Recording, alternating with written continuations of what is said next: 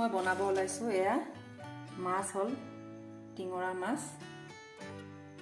তাৰ পিছত ধুনীয়াকৈ এয়া মই পিচি থৈছোঁ এটা পিঁয়াজ শিলপাতাত পিচিছোঁ এয়া ৰঙা জলকীয়া এয়া জিৰা দেখিছে অলপ পনীয়া টাইপৰ মই শিলপাতাত পিচিছোঁ এয়া নহৰু তাৰপিছত এয়া দুটা বিলাহী সৰু সৰুকৈ কাটি থৈ দিছোঁ তাৰপিছত এয়া ধনিয়া পাত আজি মই টিঙৰা মাছৰ ৰেচিপি বনাম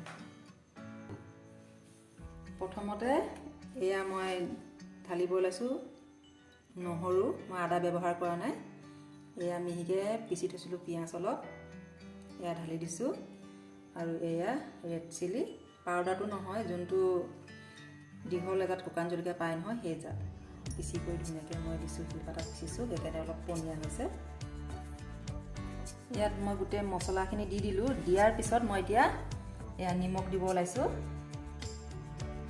নিমখ সোৱাদ অনুসৰি 1 চামুচে লৈছোঁ মই আৰু লগত দিম হালধিও তেনেকৈ 1 চামুচে লৈছোঁ সৰু চামুচখন এতিয়া মই ধুনীয়াকৈ মিহলাই লওঁ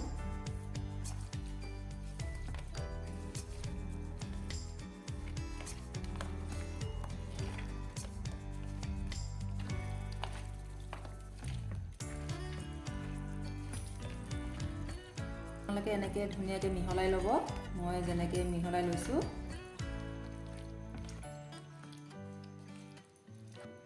মিহলাই লোৱাৰ পিছত অলপ সময় মই এনেকৈ থৈ দিছোঁ এতিয়া মই গেছটো অন কৰিছোঁ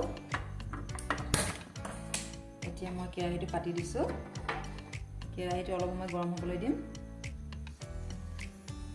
মোৰ চেনেল পাকঘৰ টুটুলৈ আপোনালোকক সকলোকে স্বাগতম জনাইছোঁ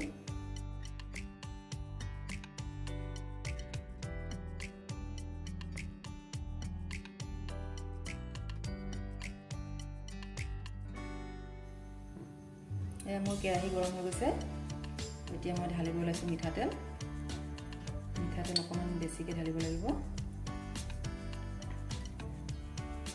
ঢালাৰ পিছত এতিয়া ভালদৰে তেলখিনি গৰম হ'বলৈ দিম চবকৈ তেল দিয়াৰ পিছত ধুনীয়াকৈ এনেকৈ লৰাই ল'ব আপোনালোকে কেৰাহীটো ভালদৰে গৰম হৈ গ'ল এতিয়া মই সানি থৈ দিয়া মাছখিনি এনেকৈ ধুনীয়াকৈ মই তেলত ঢালি দিম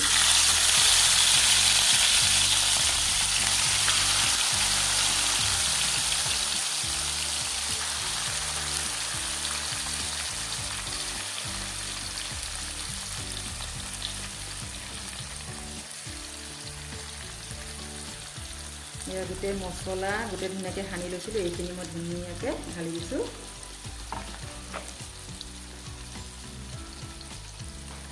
তাৰপিছত মই দিয়াৰ পিছত ধুনীয়াকৈ এইবোৰ এনেকৈ বহলাই দিছোঁ গোটেই মছলাবোৰ লাগি ধৰিব আপোনালোকেও এনেকৈ কৰি দিব এতিয়া মই অলপ সময় এনেকৈ সিজিবলৈ দিম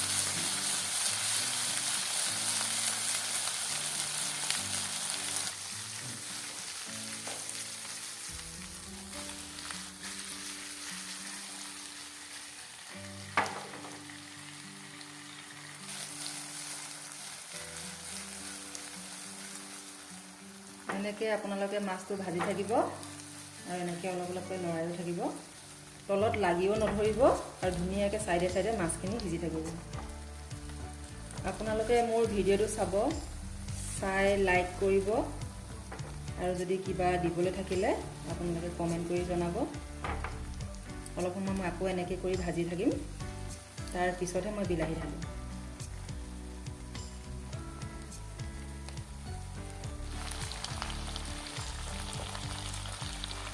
চাওক এনেকৈ মোৰ মাছটো এনেকৈ কৰি এতিয়া মই লৰাই দিলোঁ লাহে কৰি দিয়াৰ পিছত মাছটো প্ৰায় ভাজা হৈ গৈছে।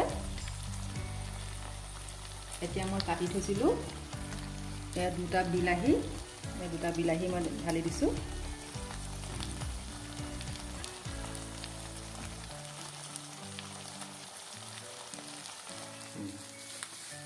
চাওক মই এনেকৈ মাছখিনি ধুনীয়াকৈ লৰাই দিছোঁ, মই হাতা লগোৱা নাই। এতিয়া মই এনেকৈ কৰি দিছোঁ চাওক।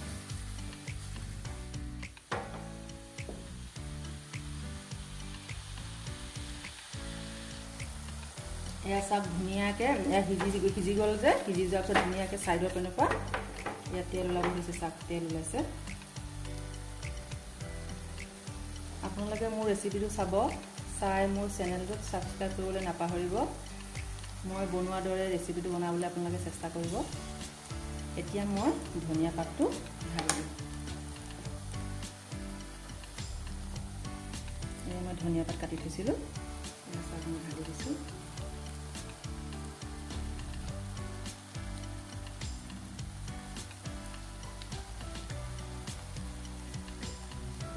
এতিয়া মোৰ ধনিয়া পাত দিয়া হৈ গ'ল।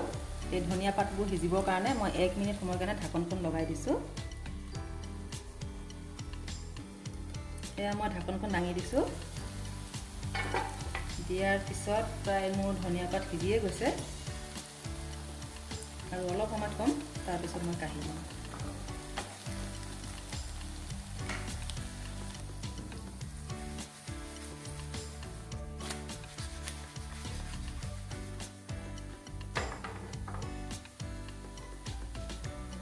এতিয়া চাওক মাছৰ ধুনীয়াকৈ কালাৰটো উঠি পৰিছে। বিলাহীও দিলোঁ আৰু ধনিয়া পাত দিলোঁ যে, ৰঙা আৰু সেউজীয়া টাইপ ধুনীয়াকৈ দেখা পাইছে। আজি মোৰ ৰেচিপিটো বনোৱা হৈ গ'ল। এতিয়া মই গেছটো অফ কৰি দিম। এতিয়া মই গেছ অফ কৰি দিছোঁ।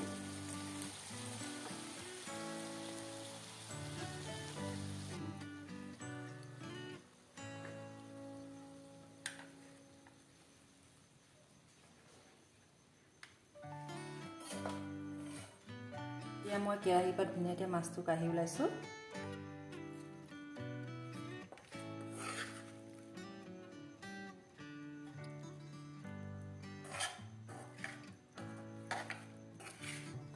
আজি মোৰ টিঙৰা মাছৰ ৰেচিপিটো বনোৱা হৈ গ'ল।